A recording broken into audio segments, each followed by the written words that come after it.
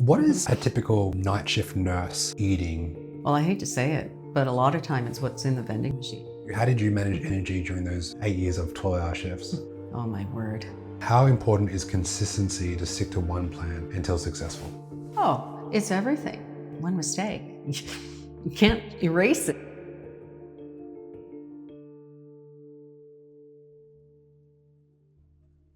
Karen, welcome. We are talking all things nurse, night shifts, stress, metabolism. I can't think of anyone better to interview than yourself. You were a nurse, now retired. How long were you a nurse for? Well, this is going to age me for probably about 40 years total. 40 years total, okay. And what was your peak at work? Like you mentioned that your highest position was I was a director of care. director of care, and for the audience, what is that?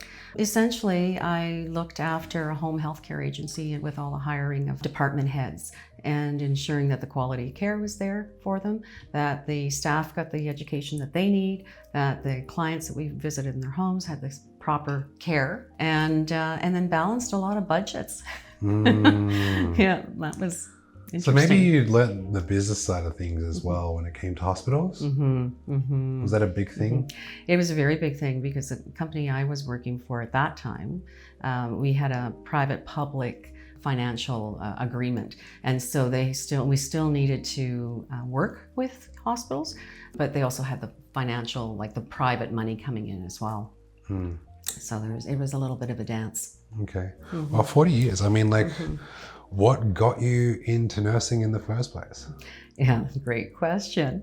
That way back then, I was thinking, I always wanted to help people. And that was always, I know that sounds so cliche, but I would look around and looked at, grandparents at the time, and they were aging and not aging really well. And I just wanted to help people. And I thought, hey, this is gonna be fun. I'm gonna do this. And I was really young. I came out of school at 16. I was an RN, a registered nurse, barely 19.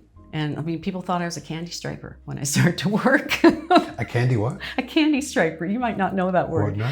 Anyway, it would be someone like bringing in, I don't know, books and whatnot to patients, okay, yeah. where, I'm with the medication and they think, no, I'm not, where's the nurse? And I said, well, I am the nurse. And so I had a very long, varied career.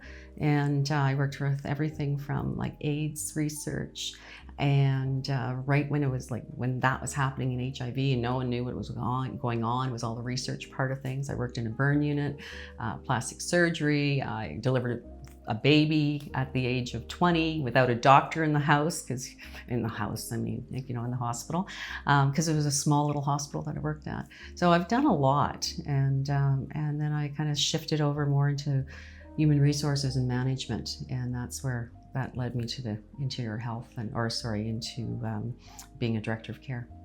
So I work with nurses, and one of the biggest things they struggle with is stress, time management, getting their health on track. I like to say, don't become the patient. For yourself, did you go through any times in your nursing career where you felt like you were becoming the patient? Oh, absolutely, because you give it all. Right, and most of them have such hearts that's what they came into the industry for, right, was to give as much as they could. And so often, I know with myself, I forgot who I was, and I forgot about looking after me. And, when that happens, and your stress level's going up because you've got to be on all the time, right? One mistake. You can't erase it, depending on what it is. And so the stress was really high, and I could see where cortisol levels are like through the roof, and your hormones are all out of whack. And there were several times through my career that I had to take a step back and I took some time off that I needed to, because I thought, if I can't look after everybody effectively. You got to start with yourself first. Now, easier said than done, right? So for you, was there a moment or a light bulb time where you looked in the mirror and thought, no, I have to do something about this, and I need to put my health on track? I kind of do. And there was a family crisis, a health issue with somebody close to our family. And I just knew that I was going to head like that if I didn't do something. And so I did. It was just a critical moment. And it was really hard to step away. And I stepped away for several months, and that was when kids were little. as well, and they need you too, right? Like, yeah, you know, and new business for my husband, like, was a lot of things going on. But I knew that, you know, especially when I was working nights, that, I mean, I had to be on, and I wasn't feeling confident. I had to make that like I had to, I had to say no. I had to stop for a little bit. It's hard, very hard. So let's talk about food on night shift. I'm sure you were doing 12-hour shift work at one point. What is a typical night shift nurse eating during those times? Well, I hate to say it, but a lot of time it's what's in the vending machine, unless you're pre-planned. You know, if you grabbed whatever and left. And so, you know, I remember like those times, and it was terrible. It was, you know, chips and pop because you wanted the caffeine, because the coffee was hard on the tummy, you know. And had I known then what I know now about what should be in that, you know, in your bag, you know, take it in with the protein and the, you know, the fruit, but how to eat it, and, you know, how to make sure that you're having the protein before the fruit and all that. But that wasn't a thing. So you didn't know any of that. Okay. And what about some of your colleagues? Did you notice that, you know, I speak to a lot of parents, and they'll say things like, oh, once we started getting rid of the sugar in the house, the energy levels of our kids like completely dropped, and they're a little bit more stable. Like, did you notice, like, because, you know, you were a manager of a lot of nurses, their diet correlated to the way they showed up to work? Did you notice that at any point? Oh, absolutely. Absolutely. You could see who was dragging themselves in, right? And you know, you could see that they weren't looking after themselves. And you know, when you're working a night shift, your whole circadian system, like everything's off, right? Because it's not normal to be up all night and sleeping during the day, right? And so, you know, if you don't make that switch and eat what you would normally eat during the day, during the night, right? And that, what I noticed was a lot of that. And, you know, if they were having their pop or any kind of sugary treats, there was a crash. And that crash typically took place around 4 a.m. And that's not when you need to be crashing. I mean, that's when you need to be at your utmost clear, right? Because mistakes can happen. So we got the vending machine at work. Okay. So what are some of the other options that is around? And who's responsible for like good food in the actual place, location? Oh my word. Well, that's a great question, because when you're, you know, the cafeterias are not around, like they're closed, most of them, right? Yeah, at that time, right? Shifts, yeah. Right? Like depending on what time, but quite often they're closed.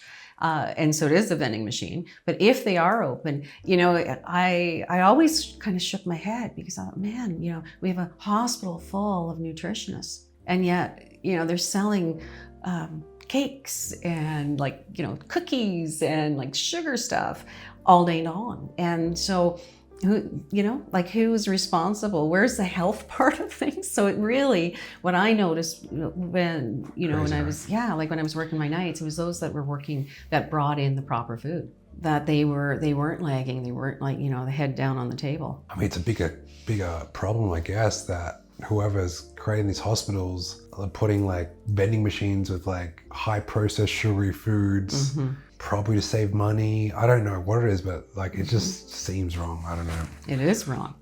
It is wrong. And for you, you know, obviously there was a time where you know, said no to a lot of things. You started putting your health first. What would you typically pack to work to make sure you're optimizing as much energy and health and performance when you're working? Well, it was protein, always protein, right? And if it was a chicken breast and some, you know, veggies, I like crunch. So it was always, you know, the crunchy, it's either the homemade hummus or something like that, right? Get some good protein into me. So for me, it was the chicken, it was steak bites, it was, you know, steak strips, whatever I could.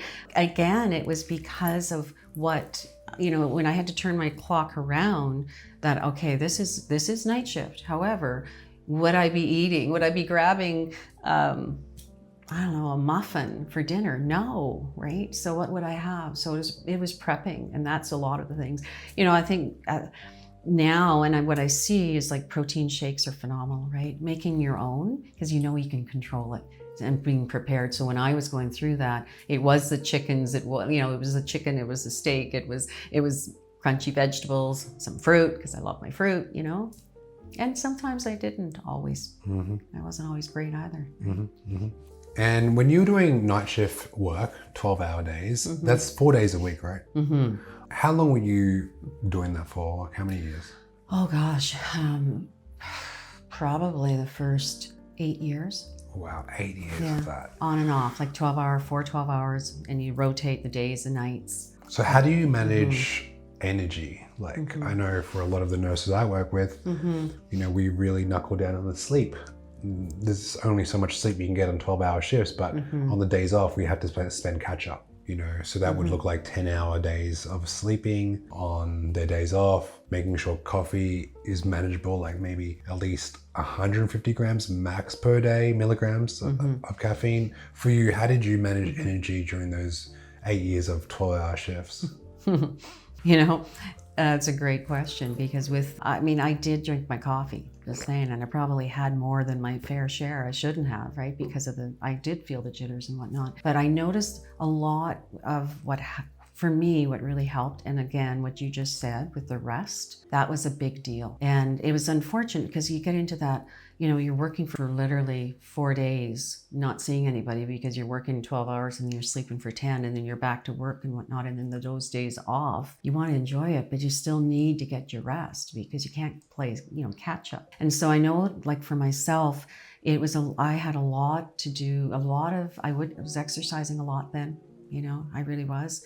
And I think that was what really helped me, you know, prevent injuries. And at that time, I don't drink pop anyways, like sodas and whatnot, right? But if I did I'd feel really, really nasty, right? My stomach and whatnot would not feel great with pop or more coffee. But yeah, the rest was a lot, exercise was a lot. I leaned into that. I had to.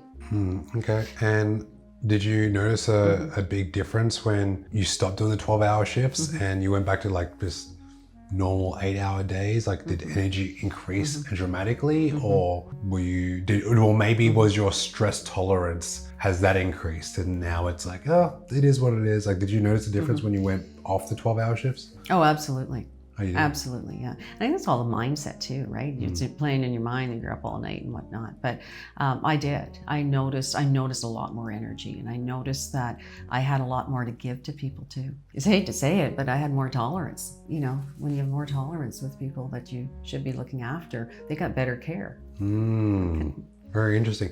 And with your stress and the cortisol, like during those 40 years of nursing, I mean, did your health ever deteriorate where you had to like seek actual like professional help, or you had to take medicine, or, you know, for you, were you okay after that? I was, actually. Yeah. I was.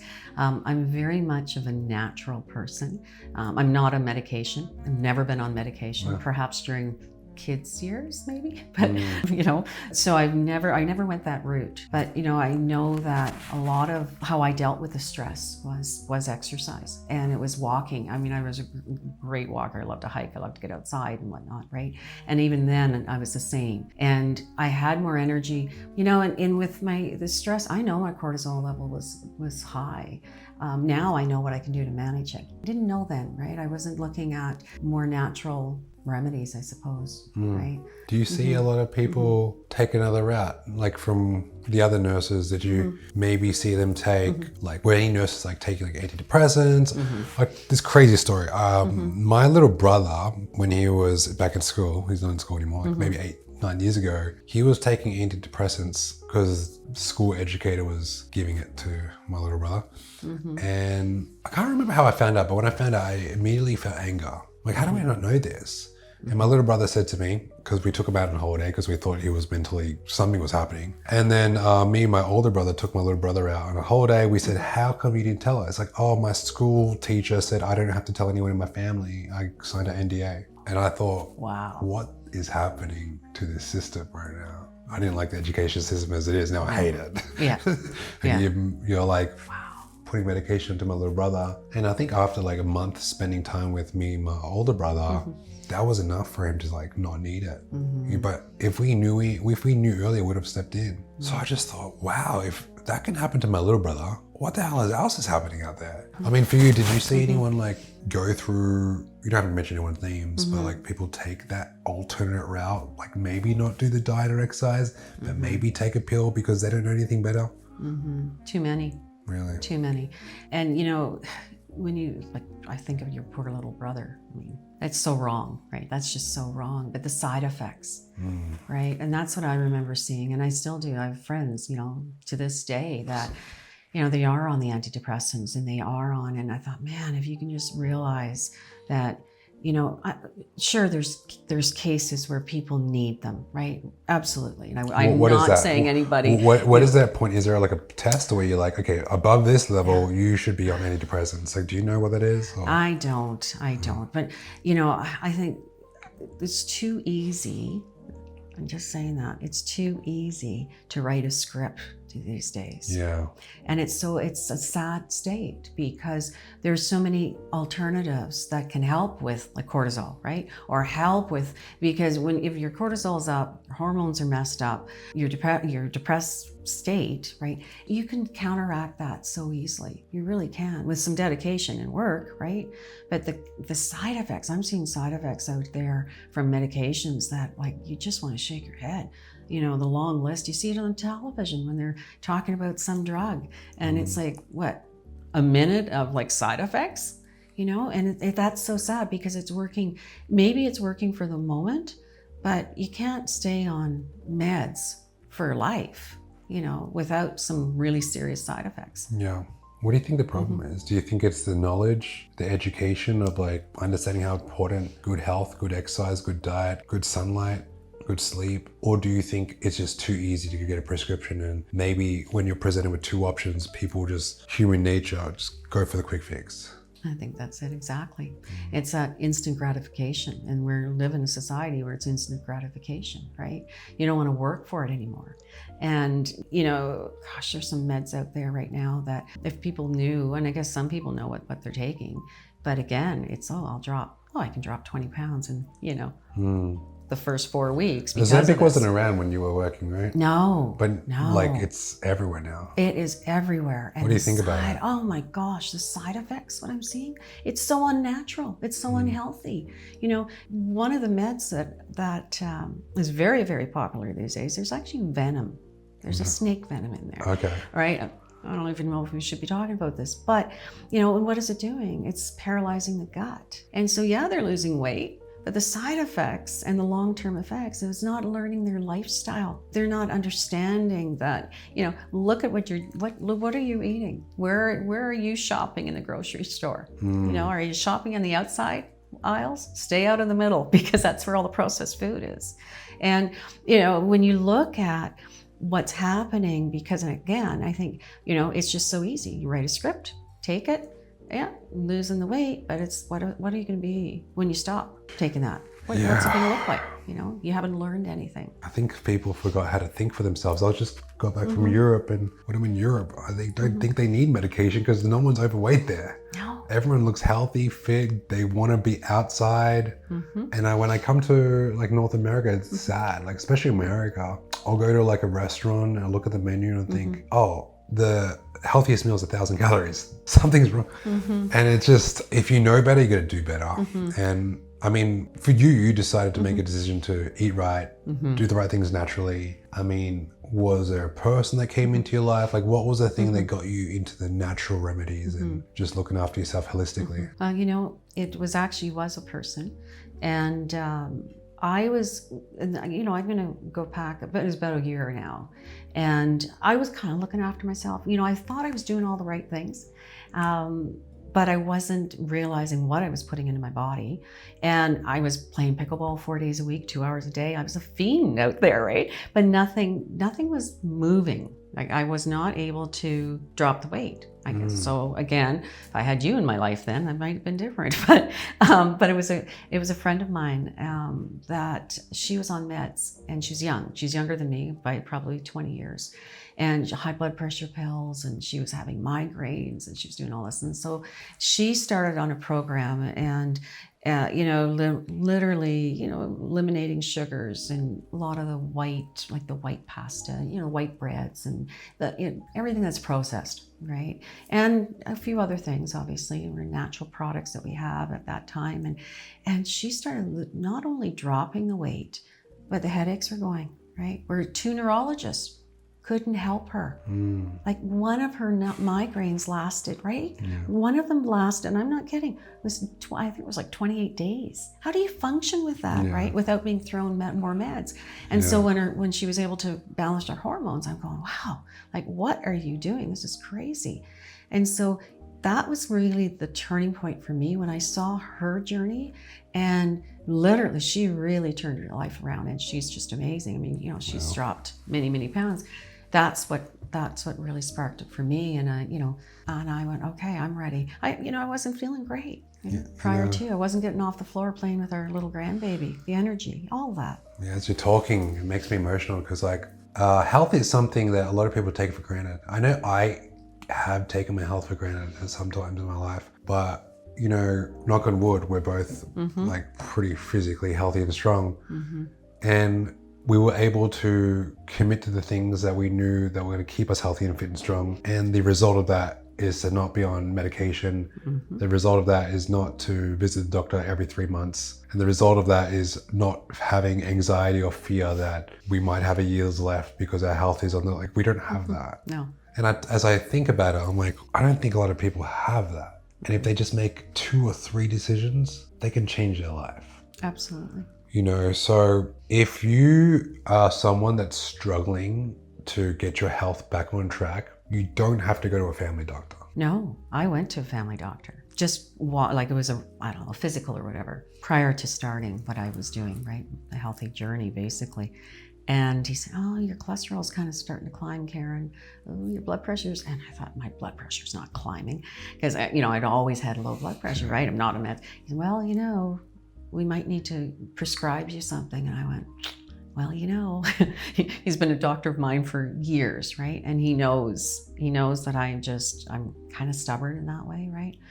And so I was so pleased when I saw him this spring because he just kind of went, okay, what are you doing? Yeah. Right? And blood work, everything's bang on, right? Blood pressure's bang on. Yeah. And, so it is about the awareness. And, we can live a long time in a healthy state. One of my mantras is that I'm not going to let the old lady in. Right? It's not happening. That's a great mantra. Yeah.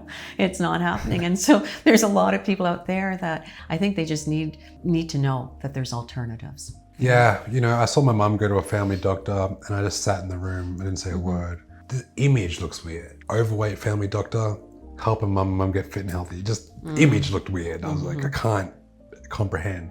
But my mum has been with the same doc for 20 years and he just gives her medication. And this is when I was like a personal trainer, when I was like 22. Didn't know much about health. I knew all about physical performance, but health was a subject I was still pretty gray on. Once I started learning about nutrition, health, did some courses, I'm like, oh, so this is how the medical industry works. And I had friends that were doctors too. And when we would talk, when we would party, they would tell me all the evil things that goes on. I'm like, oh my God, I gotta save the people I love now. Because I want to change that word. I wasn't resourceful enough to change the narrative at that time of my life. I was like, oh, this is it. Drug, fix the problem. They probably get paid more. And I was like, this is a cycle. This is like a monopoly. This is a cycle. I need to save my family. So when I found out that this one guy, long story short, I know a doctor that wanted to work with me and lose weight. When I gave him the game plan, he makes about 200K a year. When I gave him the game plan, he would work out and he wouldn't want to do the work. I was so confused. I'm like, 3 days of training, we did really good and he didn't come back. But then I would see him party with my brother on the weekends, party like crazy, do ungodly amount of like, this drug fixes this problem and this drug fixes this problem and this drug fixes. If I'm tired, I'll take this. If I have no energy, I'll take this. If I want to sleep, I'll take this. If I want to lose weight, I'll take this. I'm like, what the fuck is going on? And I'm thinking, these are the same type of doctors that medicate my family members. Crazy, isn't it?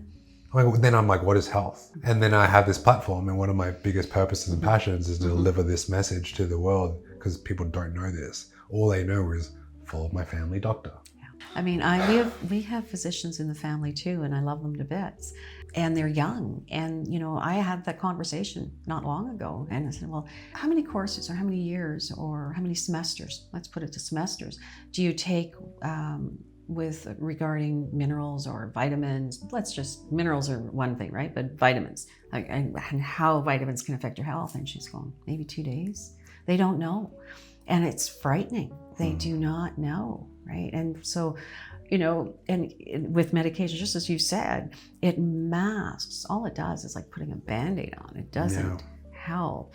Okay, let's retract that a bit. It can help. But, you got to know that there's something more out there, right? And change that lifestyle, because if you're on meds forever, my gosh, right? What's it doing to your kidneys and your liver? Everything is going to start shutting down. That's one of the things that I always talk about with clients that I'm working with, right? And it's about their health, and it's about staying healthy. I always would, when I was nursing and it was being, I would see patients that I couldn't help, like they were already sick, and I want to prevent them from going there. And I think, you have a platform for that, and I have a platform for that we can help them, and if they are in that middle row where they are not doing well, we can help them get out of it. And that's, and I don't think people realize, maybe they're starting to, I don't know. I'm seeing a lot of people that are now going, okay, they'll come and ask, you might have something for this, or what do you suggest? Where even a year ago. Now, I know a lot of people want to start their fitness journey. Some people have gym anxiety, some people don't know where to start, some people think there's so much conflicting information out there. Some people try keto, some people try intermittent fasting, detox teas, pills, everything. There's so much conflicting information out there. I would argue, follow one thing until it's successful. But some people have this habit of taking 3 steps forward, 4 steps back. Kind of like if they're not perfect, they kind of shoot themselves in the foot and they're like, oh, I'll start next week. For yourself, being in the health industry even longer than I have, I mean, how important is consistency to stick to one plan until successful? Oh, it's everything, right? And you brought up something, Patrick, that I believe is, we're not all perfect. And yeah, you can go down in a spiral if you messed up with whatever you ate during on like the night shift or whatever, or you didn't get to the gym when you should have, and a day goes by and a second day goes by. But mind shift, like that whole mindset is so incredibly important, because you need that in anything, right? And what does it say? It's a 28 days? Is it 28 days to create a habit? Creates a habit, right? So give yourself grace and get back on. Exactly. Atomic habits. If you miss a habit, it's a mistake. If you miss it again, it's another habit. So that's where a lot of people need to understand. One mistake means get back on track. Not one mistake means stay off track. Yeah. Oh well. It's no oh well, right? Because that's what's going to take you down. It's going to take you out. It's that whole mindset. It's that whole consistent effort. I always say to people, listen, if you've messed up, it's okay. Acknowledge it and move on, right? Put that one foot in front of the other. And it's hard, right? It is hard. And it's, but if you don't have that set goal in mind. Some people don't have enough, like a goal worth striving for. I hear a lot of people say, oh, Pat, coach, I want to lose weight. I'm like, why? Well, I just want to tone. I'm like, why? Well, I want to feel more confident. Why? Well, I just want to look good. I'm like, why? As well, because when I take photos in public, when you dig a little bit deeper, I'm like, okay, this person's insecure about the way they look. But are you that insecure that you want to change it, or are you kind of insecure? So we're not here to judge people. We're here to put a mirror, especially in my line of coaching, put a mirror on the pain that they kind of neglected. And they neglect it through smoking, doing drugs, drinking, watching hedonistic drama videos. I'm not here to judge, but like I've seen people mask their insecurities, and if they just dig deeper into their insecurities, they'll see so much fuel to change. Absolutely. You know what I call it is peeling back the onion. Because, right, you got to know what the why is. And it's a why in business, it's a why in their health, whatever that is, right? Because, it's not enough to say, well, I just don't feel great. Well, what does that look like? When I talk to people and talk in my circle, right, I basically say, okay, I want you to journal. I'm not a great journaler. I'm just going to say, like, right off the hop. However, I want to know what your commitment level is. And I want to know, right? It's all about commitment. And I want to know how you're feeling today. Okay, what is it? Tell me. Are you not wanting to be in front of a camera? Are you not wanting to go to the gym? Why is that? And just, are you not sleeping well? Like whatever those issues are that's brought that person to you or to me, I want them to write it down. Because when they start to feel better, quite often they forget how bad they felt. And I can be able to come back to them and say, okay, this is where you were. Was it worth it? You know, do you want to go back there? Yeah. Some people don't have that person in their lives to ask the questions, you know, which is unfortunate. I mean, I think a really good trick to trick your brain into being consistent is to make it so easy it's impossible to fail. Great book, The One Thing by Gary Keller. It's a business book, but I use it to channel everything. So I just got back from Europe. My fitness journey was okay, but not as optimal. How can I make it so easy that when I get back from this Europe trip, I'm back on track? Well, hire my coach. So I have had a fitness coach over the last 3 years. I'm on and off with him. I'm on when I need him, and I'm kind of off when I don't. I don't like being in a fitness journey 12 months throughout the year. I like to take some time off. So it gives me enough juice and energy to get back on, right? So there's off season for me, which is train 3-4 times a week. I don't track my calories, and there's on season where I track every single thing and I work out every single rep. Everything's tailored. So I just got back on this Monday. Holy shit. So consistent, so disciplined. Yeah. And it wasn't the exercise, it wasn't the diet, it wasn't the track. I'm like, who's going to keep me accountable? So that was for me. For someone that's watching like at home, it could be, what's the one practice that I could practice every morning that would create discipline in my life? Well, brushing teeth is too easy. You can do that all the time. What about going for a walk for 10 minutes with your dog who hasn't walked in like 5 weeks? Like maybe do that 10 minutes every morning. And then after a week, you build enough confidence to make it 15, 20 minutes. And maybe you can do 2 walks. Now you can do a walk in the morning, walk in the evening. Now you're building what we call momentum. And when the brain feels momentum, you get free dopamine, especially when you relate to fitness. It's going to turn into endorphins, which is a great freaking hormone. Natural, positive reinforcement. You get this positive momentum going, and all of a sudden you're in the gym working out. Like it wasn't a coincidence. It was like these small little steps that stack momentum. That's how confidence is built. Confidence isn't built by looking a certain way. Confidence is built by doing things consistently over a long period of time. And you look in the mirror and like, oh, I'm a type of person that keeps promises. So for yourself, I mean, for every nurse that's watching this at home that has unfortunately neglected the fitness journey and they think that everyone else matters first and not them, what's one piece of advice would you be able to give to these women who need to prioritize themselves?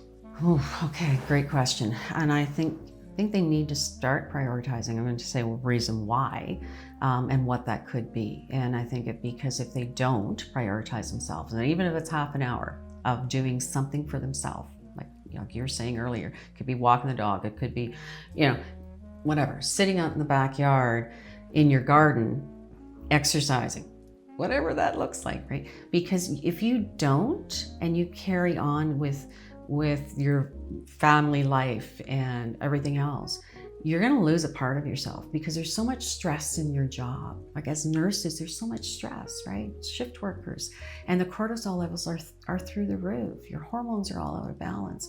And if you don't take that priority, and I remember for myself, I get home and I was actually, when you said earlier about go for a walk, I went for a walk before I even went to bed because I had to clear my head, because you can't just come in and just get back into your life. You got to clear your head, clear the stress out. Then you've got something to give to other people. Great. Thank you, Karen. Thank you for doing this podcast with us. Guys, if you want to continue watching the podcast, make sure you like and subscribe to this video so we see you on the next episode. And for everyone that wants to find Karen, where can they find you on social media? Oh, they can find me on Facebook, Instagram, and I wonder if we can put a link somewhere so they can find me. Thank you so much for having me.